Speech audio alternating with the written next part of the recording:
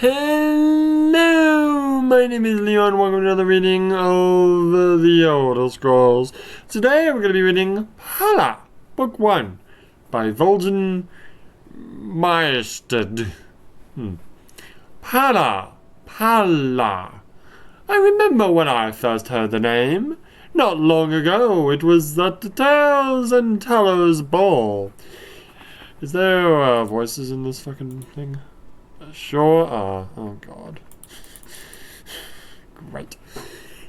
Sorry. It was at the Tales and Tellers Ball at a very fine estate west of Mere Corp, to which I and my fellow Mages Guild initiates had found ourselves unexpectedly invited. Truth be told, we needn't have been too surprised. There were very few other noble families in Mere Corp. The reason that it's, I don't remember how to actually say that word. I know what it means. I don't remember how to actually say it.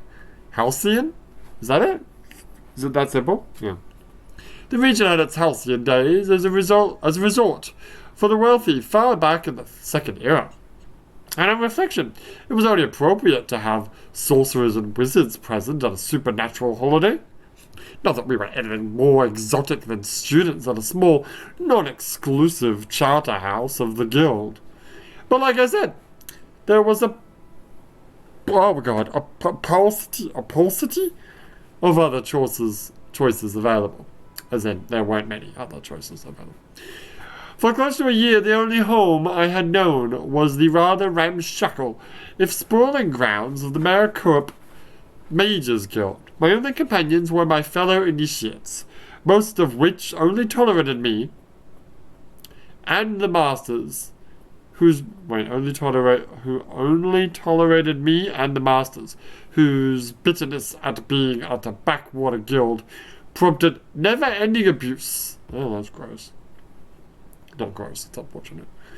Immediately, the school of illusion,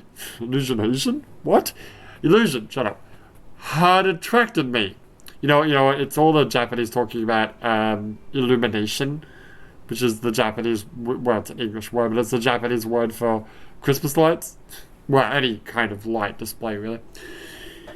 The magister who taught us recognized me as an apt pupil, who loved not only the spells of the science, but their philosophical underpinnings. There was something about the idea of warping the imperceivable energies of light, sound, and mind that appealed to my nature. Not for me. I got it. It's not worded very well. Not for me were the flashy schools of destruction and alteration, the holy schools of restoration and conjuration, the practical schools of alchemy and enchantment, or the chaotic school of mysticism. No, I was never so pleased as to take an ordinary subject, and by a little magic make it seem something other than what it was. It would have taken more imagination than I had to apply that philosophy to my monotonous life. After the morning's lessons, we were assigned tasks before our evening classes. Mine had been to clean out the study of a recently deceased resident of the guild and categorize his clutter of spellbooks, charms, and inculabla. I'll be right back. I'm going to mute myself.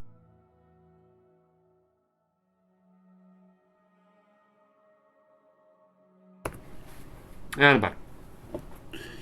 It was a lonely and tedious appointment. Magister Tedrexus was an invertinate collector of worthless junk, but I was reprimanded any time I threw something away of the least possible value. Gradually I learned enough to deliver each of his belongings to the appropriate department. Potions of healing to the Magisters of Restoration, books on physical phenomena to the Magisters of Alteration, herbs and minerals to the alchemists, and soul gems and bound items to the enchanters. After one delivery to the enchanters, I was leaving with my customary lack of appreciation when Magister Ithia called me back. Boy, said the portly old man, handing me back one item, destroy this. It was a small black disc covered with runes, with a ring of red-orange gem-like bones circling its periphery. Is this a PlayStation 1 disc? I'm sorry, Magister, I stammered. I thought it was something you'd be interested in. Take it to the great flame and destroy it, he barked, turning his back on me. You never brought it here.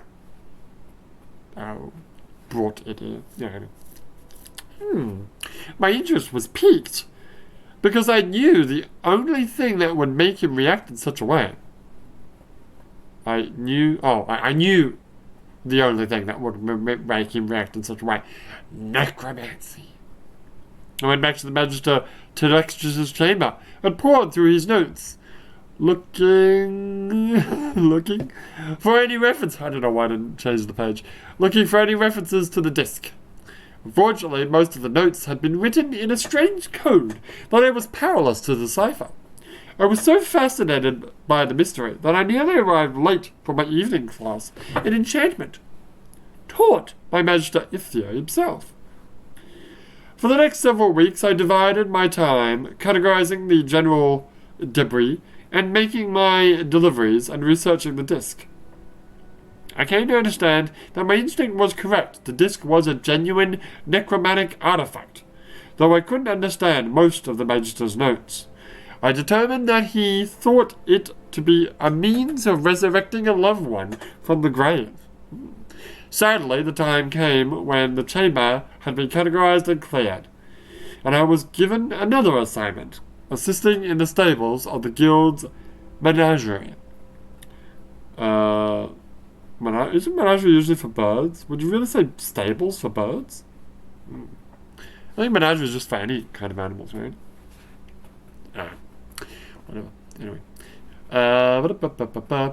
At least finally I was working with some of my fellow initiates and had the opportunity of meeting the common folk and nobles who came to the guild on various errands.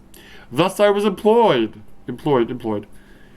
When we were all invited to the Tales and Tellers ball. If the expected glamour of the evening were not enough, our hostess was reputed to be young, rich, unmarried. Nope, there should have been an R in there, and there wasn't. A young, rich, unmarried orphan from Hammerfell. Only a month or two before, she had moved to our desolate, wooded corner of the Imperial Province to reclaim an old family manor house and grounds. The initiates of the guild gossiped like old women about the mysterious young lady's past. What had happened to her parents? Why she had left or been driven from her homeland? Her name was Brenique. That's not a really good way of saying her name. Well, what are you going to know? Betanique? That's better. Betanique. And that was all we knew. We wore our robes of initiation with pride as we arrived for the ball. At the enormous marble foyer, our servant announced each of our names as if we were royalty, and we strutted into the midst of the revellers with great puffery. Puffery? Is that a word? Sure. Of course... Wait, actually, hold on, seriously. No, I don't think that's a word. I just look it up. I mean, I get the meaning, but... Well, apparently my dictionary doesn't understand it. Hang on. Puffery? I misspelled it. Hold on. Puffery. I think it's a word. Puffery. Exaggerated or false praise. Oh! That's not at all what I thought it was. Huh. I thought it was like, puffing your chest out and being, oh, look at me, I'm a big boy. That's just me, I guess. Of course, we were then promptly ignored by one and all. In essence, we were unimportant figures to lend some thickness to the ball. Background characters. NPCs, great. The important people pushed through us with perfect politeness.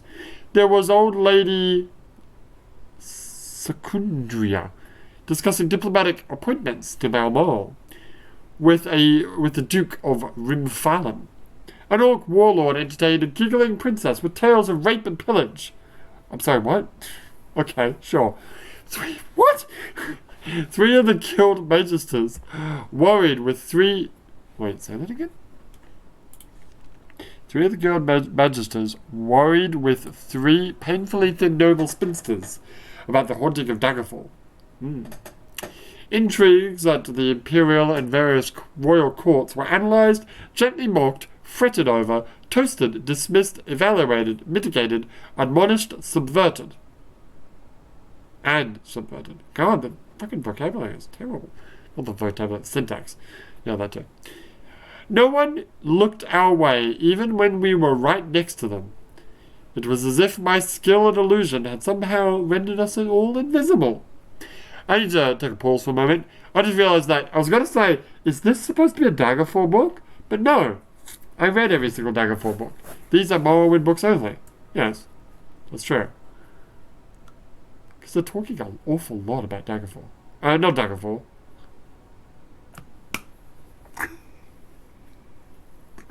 I'm an idiot. Barrels Morrowind. This is the game you're playing! Oh, sorry, I'm going to play this game. My bad. Carry on. Although they are talking a lot of... They are honestly talking a lot about Daggerfall. I think this is a Daggerfall. Kind of feels like it is. I'm going to mute myself again. I'll be right back.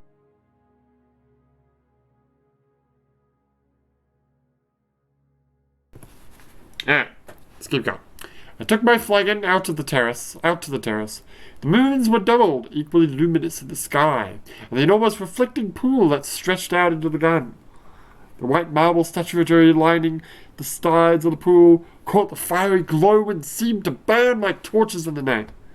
The sight was so otherworldly that I was mesmerized by it, and the strange red-garbed figures immortalized in stone. Our hostess had made her home there so recently that some of the sculptures were still wrapped in sheets that billowed and swayed in the gentle breeze. I don't know how long I stared before I realized I wasn't alone.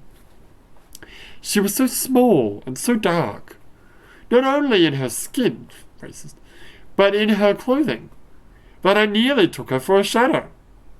When she turned to me, I saw that she was very beautiful and young, not more than 17.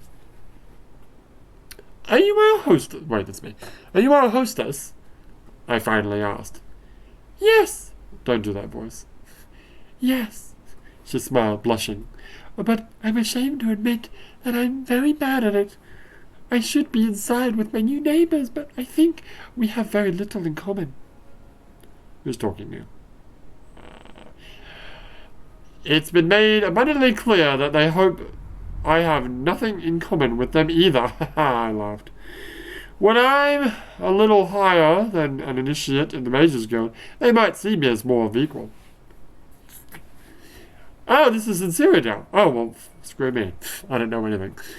I don't understand the concept of equality in Cyrano yet, she frowned. In my culture, God damn it. In my culture, you prove your worth, not just expected it. No, I'm sorry, that is correct. I had to read it again just to make sure. My parents both were great warriors, as I hoped to be. Her eyes went to the lawn, to the statues. Do the sculptures represent your parents? That's my father, Parium there, she said, gesturing to a large, life-size representation of a massively built man, unashamedly naked, gripping another warrior by the throat, oh Jesus, and preparing to decapitate him with an outstretched blade. God damn, that's a fucking metal-ass fucking sculpture. It was clearly a realistic depiction. Parium's face was plain, even slightly ugly, with a low forehead, a mass of tangled hair, stubble on his cheeks. How do you get stubble on a stone statue? I don't know. Even a slight gap in his teeth, which no sculpture would surely have invented, except to do justice to his model's true you can do it. I know I can do it. Idiosyncrasies. No, that's wrong. That's right, idiosyncrasies. That's not how you say it. Idiosyncrasies. No. God damn it. Hang on, I gotta look it up now. Ah, damn it. What is it? IDIO. Just look up idiosyncrasy? Idiosyncrasy? Idiosyncrasy. Say it again. Idiosyncrasy. That's right, idiosyncrasies. Fuck you. I know how to speak. Kind of. Shut up. And your mother? I asked, pointing to a nearby statue of a proud, once squat warrior woman in a mantilla and scarf holding a child. Oh no, she laughed. That was my uncle's old nurse. Mother's statue still has a sheet over it. Ew. I didn't know what prompted me to insist that we unveil the statue. Yeah, that's what I would have done too, honestly. That she pointed to. In all likelihood, it was nothing but fate, a selfish desire to continue the conversation. I was afraid that if I did not give her a project, she would feel the need to return to the party, and I would be alone again. At first, she was reluctant. She had not yet made up her mind whether the statues would suffer in the wet, sometimes cold, Cyrodiilic climate. Perhaps all should be covered, she reasoned. Why not put them inside then? Maybe that she was merely making conversation, and was reluctant, I was as reluctant as I, to end the standoff, and be that much closer to having to return to the party. In a few minutes' time, we tore the tarp for the statue of Betanique's mother. It was then when my life changed furthermore. She was an untamed spirit of nature, screaming in a struggle with a misshapen monstrous figure in black marble. Her gorgeous, really, long fingers are gorgeous? Sure. Her gorgeous, long fingers were raking across the creature's face. The monster's talons gripped her right breast in a sort of caress that prefaces a mortal wound. Okay. Its legs and hers wound around one another. In a battle that was a dance, I felt annihilated. This lithe but formidable woman was beautiful beyond all superficial standards. Whoever had sculpted it had somehow captured not only a face and figure of a goddess, but her power and will. She was both tragic and triumphant. I fell instantly and fatally in love with her. She's dead, you idiot. I had not even noticed when Gillen, one of my fellow initiates who was leaving the party, came up behind us. Apparently I had whispered the words, magnificent, because I heard Betanique's reply as if miles away. Yes, it is magnificent. That's why I was afraid of exposing it to the elements. Then I heard clearly, like a stone breaking water, Glenn. No, preserve me, that must be Palla. Then you've heard of my mother? Asked Betanique, turning his way. I hail from way west, practically on the border to Hammerfell. I don't think there's anyone who hasn't heard of your mother and her great heroism, riding the land of that abominable beast. She died in that struggle, didn't she? Yes, said the girl sadly. But so did the creature. For a moment we were all silent. I don't remember anything more of that night. Somehow I knew I was invited to dine. Somehow I knew I was invited to dine the next evening, but my mind and heart had been entirely and forever more arrested by the statue. What? I don't quite get that sentence. I retired back to the guild, but my dreams were fevered and brought me no rest. Everything seemed diffused by white light, except for one beautiful, fearsome woman. Palla. Yeah, I probably hit that too, quite frankly. That was Palla, Book 1 by Virgin Misted. And this has been another reading of the Elder Scrolls, but for now, my name is Leo, and I will see you next time.